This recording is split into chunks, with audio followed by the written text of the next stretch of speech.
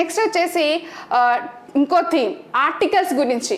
మనకి ఫస్ట్ నుంచి at least 51A వరకు అంటే మనకి ఇంపార్టెంట్ అనమాట. ఇవి మనం fundamental rights, DPSP, fundamental duties, ఇవన్నీ కూడా మనకి బాగా గుర్తుండాలండి. వాటిని మనం మర్చిపోద్దు నిద్రలో లేపి అడిగిన.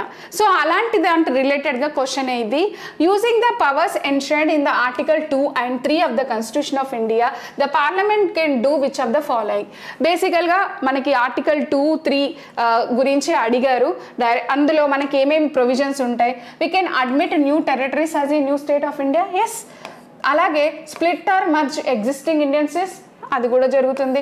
Transfer and exchange of territories, మనం ఏదైనా ట్రాన్స్ఫర్ చేయాలి, ఎక్స్చేంజ్ చేయాలంటే దానికి అమెండ్మెంట్ జరగాలండి. ఇలా సింపుల్గా ఈ ఆర్టికల్స్లో భాగంగా మనం చెయ్యలేము. Alter the names and boundaries, దానికి ఏం ప్రాబ్లం లేదు. సో కాబట్టి మనకి ఆన్సర్ ABD అన్నమాట. ఓకేనా? సో మీకు ఆర్టికల్స్ గురించి క్లారిటీ ఉంటే ఆటోమేటిక్గా మీరు ఇది పెట్టేస్తారు. అలాగే మళ్ళీ ఆర్టికల్సే 2023లో కూడా ఆర్టికల్సే ఇచ్చారు. ఇది fundamental rights related article. Next time you can expect DPSP, okay, ఆదేశిక సూత్రాల మీద కూడా ఇవ్వచ్చు. సో ఆర్టికల్ 19 అంటే అందరికీ తెలుసండి, freedom of speech and expression. Article 29 right to life and property, liberty. So then article 23 వచ్చేసి, ఇక్కడ మీకు ఎప్పుడైనా కన్ఫ్యూజన్ అయితే మీకు ఇవి రెండు కరెక్ట్గా తెలిసినప్పుడు చూడండి, ఏ అనేది 3కి ఉంది, అసలు ఇందులో ఏది లేదు, ఇది ఒక్కటే ఉంది.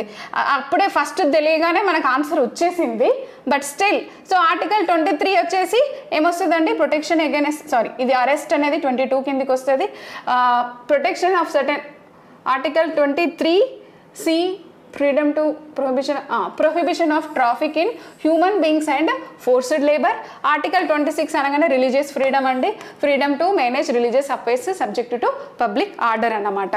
ఓకేనా?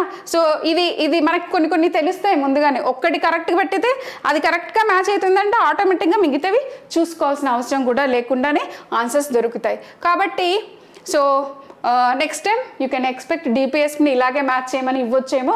కాబట్టి ఫస్ట్ నుంచి at least fundamental duties article 51A వరకు కరెక్ట్గా అన్నీ గుర్తుపెట్టుకోండి. ఓకే.